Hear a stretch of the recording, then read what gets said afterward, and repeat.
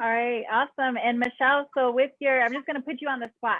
You've been with the program for about 3 years now.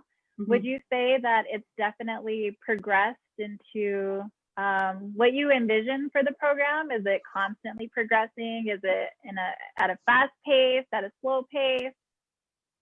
So when Mike started this like 3 or 4 years ago, they gave him this acre of land up here and it didn't have anything on it. And he even had to like haul buckets of water up here by hand to water the place. So looking at it now, it's come a really long way from Mike hauling buckets of water up here. But and really even with the communities, I feel like more people are paying like attention or being involved. I think that has really progressed a lot. I think with our media push and all we do with our lives and with this and stuff, I think it's really starting to, spread.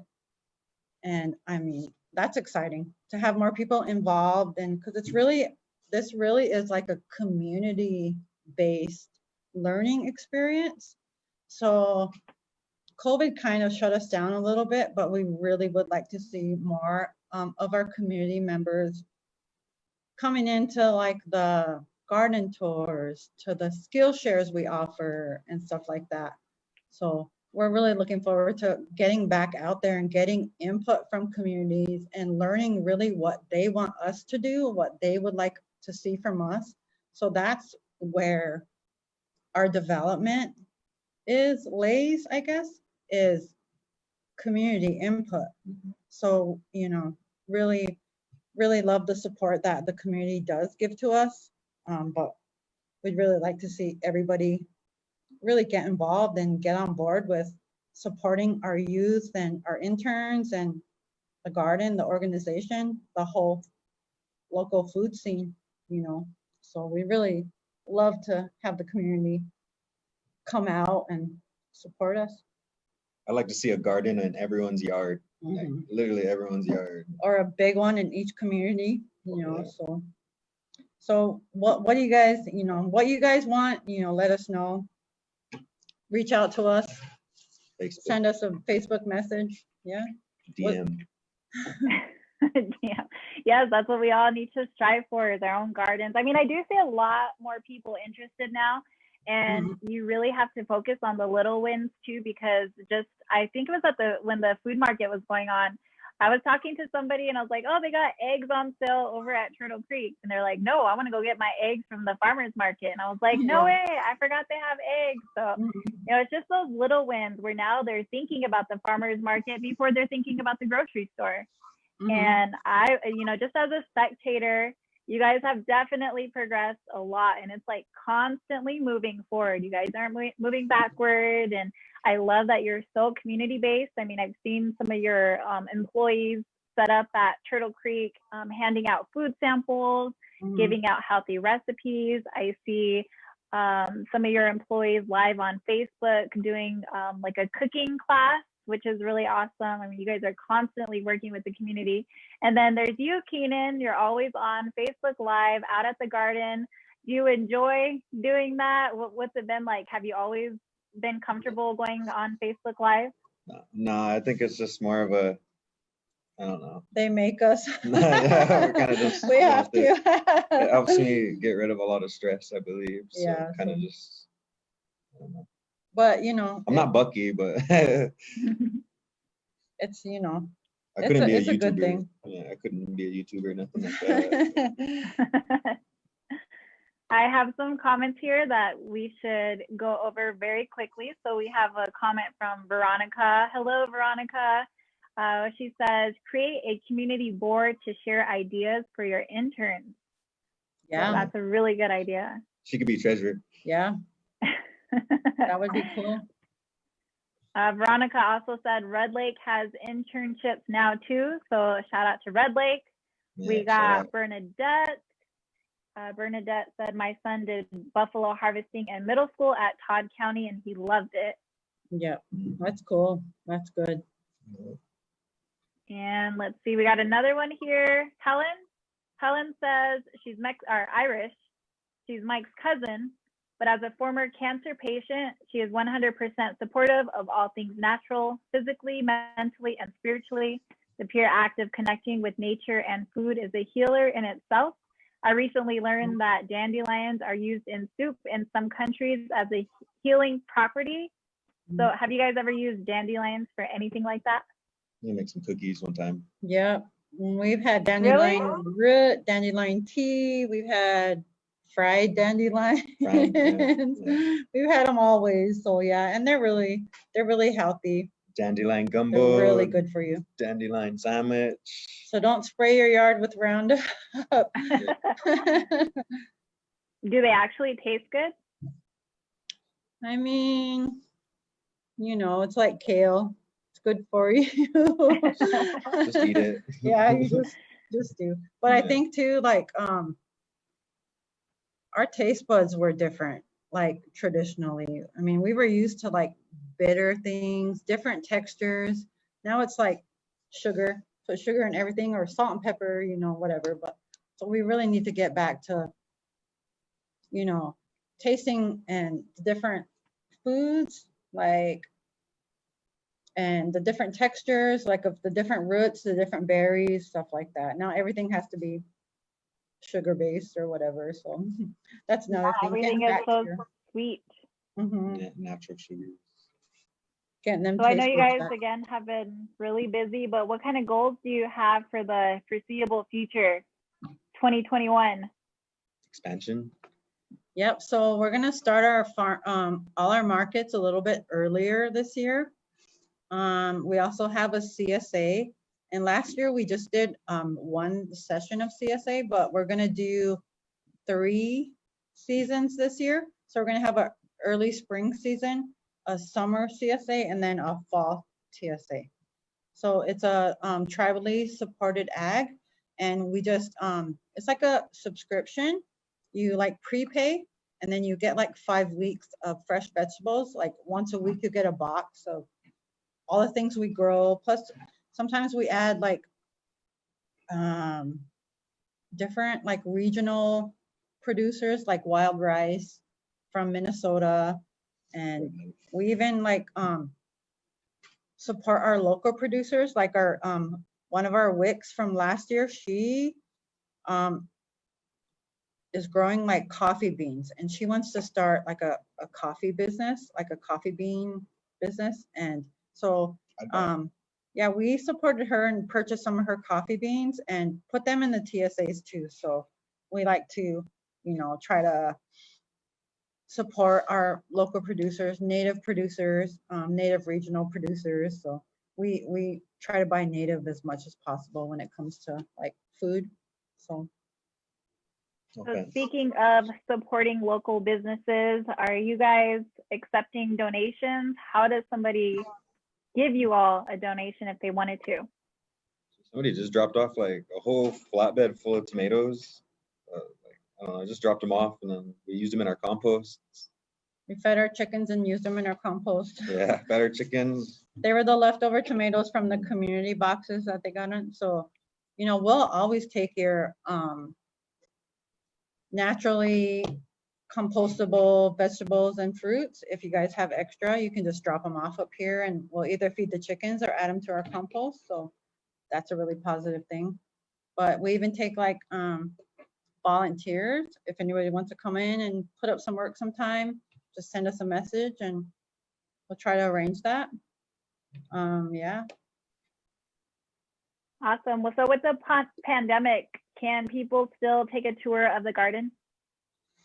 So we do. We're okay. So this year, hopefully, if COVID goes away soon, and we still do, with safety procedures. We had a little tour back in September. Yeah.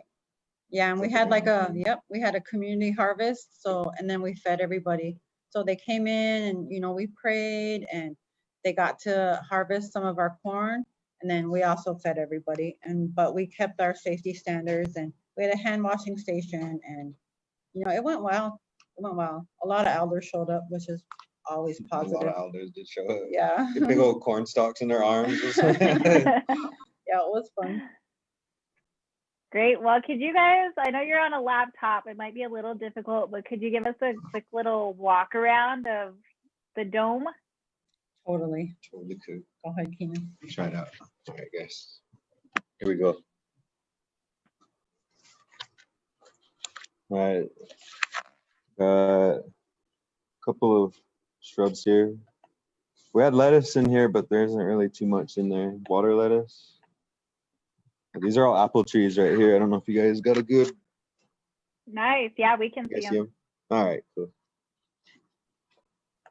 Yeah, this is a Is that a lemon cactus tree right back there? here. What's that? Was that a cactus back there? Yeah, that's a big old cactus. Look, there's some gooseberry. It's a gooseberry brush. Cacti. This is our like lime tree. And then down here, we have a pineapple plant that we're gonna transplant into the geodome. So I'm excited for that pineapple plant. This is our lemon tree. And we have some like sweet grass growing in here. And some sage. Just a real good mixture. Some parsley. Lemon balm. Yeah. Onions. See Our these? onions. Our little baby onions. We have some cranberry bushes in here too. Oh, We're so that's trying what to- those were. Yeah, we're trying to put as much adding like the food aspect in here along with our flowers and stuff. So, and over here, Oh, what are these? peas. Oh, we got peas. Yep. Yeah, see the little snap peas? Oh, yeah. They're growing over the dead cucumbers and picklers and These are slicers. great. Oh, great. Yum. Those are my favorite. Yeah. And we've been like succession planting some of our crops so they don't all come up at once. So every 2 weeks we try to plant some seeds in here. These are our radishes. They're about done. See, they took off. Though. Yeah. And these are our carrots. And then we have some more radishes here. And then Karen just planted a bunch of some onions. are broccoli. Oh, Check out cool. our broccoli. So we have big A lot of old, broccoli. yeah. We're excited about that. Good stuff. Got a fig tree right there. I don't know if you guys ever had a fig in your life, or if you guys ever ate a fig Newton. Never. What does it taste like? And they're so good. Almost like a kiwi. It's like candy, Ooh, yum. candy kiwi. But yeah, And these are like romaine. We have like romaine lettuce, and we have kale, spinach, I think maybe arugula. Russian kale. Spinach. Oh, spinach. Do you is get a cool. lot of insects in there? So we have to fight with the mice sometimes. Not too bad this year yet, but we had trouble with it last year really bad. What are those? Loon. Oh, mesclun greens. Yep, so we have, kale, mesclun greens. We're hoping to get a nice salad mixture. Ice cream banana tree. You seen him at the beginning of the show? So how long does it take for a banana to actually grow on there? Banana, Yeah, 1 to 2 years. 1 to 2 years. Oh my gosh, for one banana? Well, no, it's like a, you know how the bundles Oh, look? like the, yeah. Yeah, and then they said that once it produces and you harvest that, you cut it back down to like 3 feet and you start over. So we'll Crazy. see how that. I'm going to appreciate bananas so much more. Yeah, thank you for the tour. You guys have a beautiful environment to work in. I can imagine, I mean, aside from the cold, you know, or when it's too hot, but it's really pretty. It's nice in here right now. It's perfect. It's therapy. Now, Yeah. you guys do you have to work pretty late? I mean, sometimes I've seen you guys out there like past 8 o'clock. Is that the norm for you or no? I mean, it depends on what we're doing because I feel like sometimes we're super busy doing like office work and stuff. I feel like we're rushing around all over the place, but we do come out here, especially when it's cooler in the summer. So we'll work out here in the mornings and the evenings, and then we'll just like do our office work or whatever in the afternoon. So it helps a lot. It gets hot out here in the summer. It was really hot this summer. Well, guys, we're coming to the end of the show, but I wanted to ask you, so we'll start out with Keenan. Do you have any advice to give anybody who's looking to get more into food sovereignty, or who just wants to maybe try gardening for the first time? Maybe they have zero experience whatsoever. Do you have some good advice for that person? Hit up Facebook, get in there and just ask whatever questions you got, or otherwise come up to the garden from like 8 to 5 except noon. That's like lunch hour. So, but just come up and just ask questions, so we can get you hooked up, to your garden tools if you guys are really ambitious enough, so it's a good thing going on up here, so come be a part of it.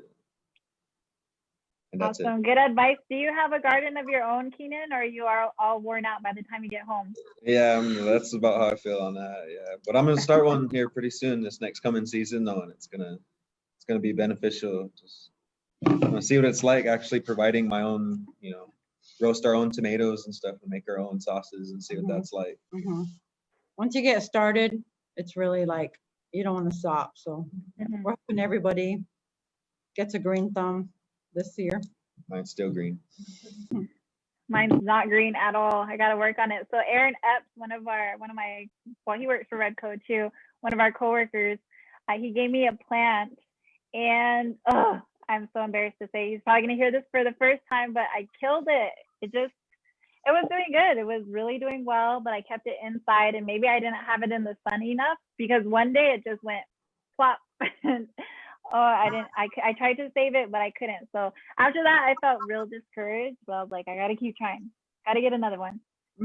It is discouraging at first because I kill ferns. I can't keep a fern for nothing, but I still try. But yeah, so some of the other opportunities that we do have a summer AmeriCorps Vista internship. And we usually take about 15 apps. So if anybody wants to just get their feet wet and try a 3-month internship, you should apply for that one. And then we're starting this youth internship. We're taking 10 youth for 10 weeks. It's sort of like a smaller version of what we're doing now with the WIC interns, except for at the end, we want them to be able to take that knowledge and take some of the resources that we're going to give them and start a community project in their respective community. But with that, we are looking for like community support, people who would come out and like help them, dig in the dirt or plant their seeds or, feed them chickens, whatever that youth wants to bring back to their community. So we're really looking for communities, not only presidents, vice presidents, whatever, to really support them, but also the individual community members to come out there and support their projects. So we're looking forward to that this summer. Also, we're going to be posting, a few jobs. So be looking for that too if you want to get involved. But yeah, so you don't have to know everything because we're still winging it up here. We call it 2020 winging it. So with COVID and everything, it really just threw us all off. So don't worry, we wing it too. Can you remind us again that timeline of those 2 programs you mentioned that's closer to the summertime? So yeah, so look for the applications around like April, May, and then we'll probably be starting in June again. So yeah, just look on this page here and you'll find some links. Awesome. So you're going to have some jobs coming available as well pretty soon? Yeah, we're going to open up a market coordinator job, and we're looking for someone to kind of manage our markets and, be in contact with vendors and routing up the mobile market and looking after the CSA. So we're looking for somebody kind of on that to do that, to take over on that for us. What's the best way for people to reach you guys, or if they just want to see what you're up to, what should they do? Like, we usually take our messages through the Sicangu CDC Facebook page. So if you want to like our page and, you know, just message us, you can get a hold of us that way. Awesome. Well, thank you guys. I know it goes by so fast. We still have like 10 more minutes left. If you guys got anything else going on that you would like to share, if there's any more updates about other parts of the garden, can you guys think of anything that you wanted to share? Or did we cover it all?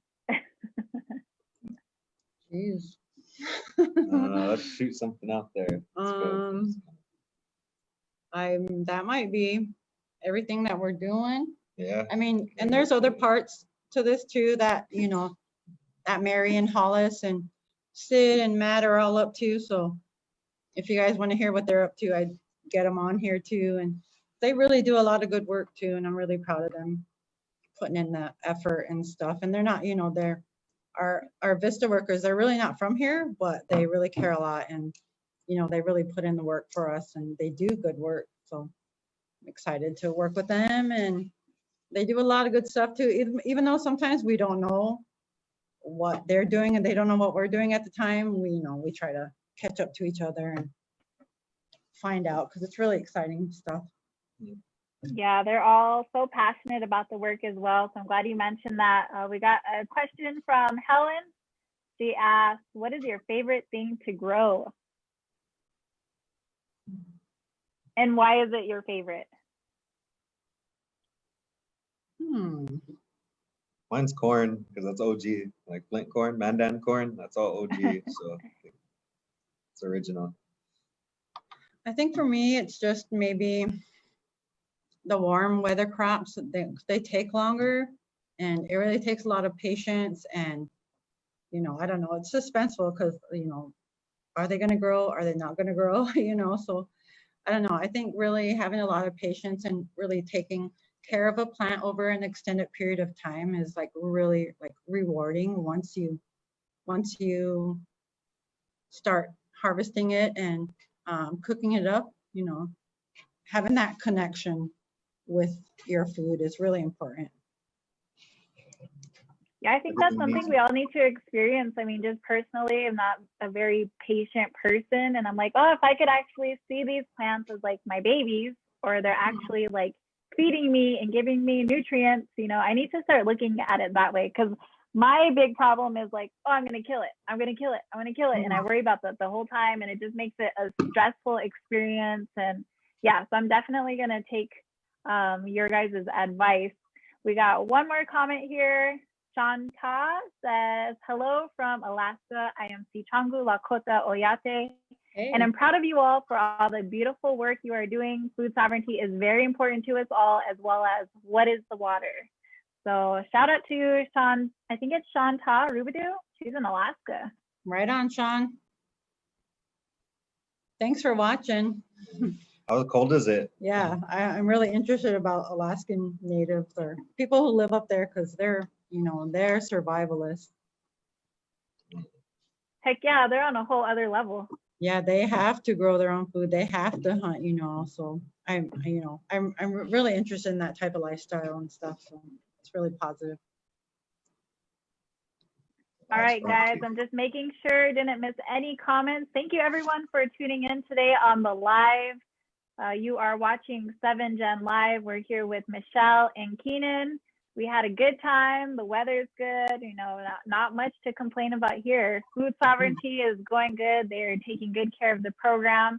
Is there any last minute thoughts, comments y'all would like to share with anybody who's watching before we tune out? I think we pretty much covered everything, but thanks for watching, everybody, and we really hope to see you guys get involved in the future with food sovereignty and coming up more and hanging out and maybe helping out, you know, just learning. We're open to everybody, and we hope to see more involvement from y'all. Definitely want to remind you all watching that if you have kids or you know of anybody that's interested in getting involved, they are accepting volunteers. They do accept donations, and it doesn't just have to be physical money. You know, they said that they accept a lot of other donations, and all you have to do is contact Michelle or Keenan. You can head on over to the Facebook page at Sicangu CDC if you have any questions about anything they talked about, the different programs going on, how you can make a donation, what they got coming up next in the future. We got one more comment here from Gary LaPointe. Shout out to Gary. He says, Hey, Gary. "Hi, everyone. I've been streaming you for a while from north of Washington. Food sovereignty is key to our survival. We are growing winter crops. They have chickens." He says, "Love it." Awesome. Right on. Thanks, Gary. Keep going. All right, guys, we are going to end it here. And if you're watching this video now, after we end it, please share the video, encourage others to watch this. There's so much good information. All this is happening right here on the Rosebud Sioux Tribe. So if you're from here, I hope that just makes you feel very empowered, make you feel good about where you come from. We got a lot of amazing things happening right here on the Rosebud Sioux Tribe. So thank you so much, Michelle and Keenan. You guys are doing awesome work, and keep up with the lives and posting everything that you post, because it really does, even though we might not comment or like it right away, it does keep us informed, and we always know what's going on. And it also helps encourage other people to get involved. So thank you guys so much for doing that. Thanks for having us, Jillian, and thanks everybody for watching. All right, guys, we'll see you next time. Doksha. Doksha. Doksha.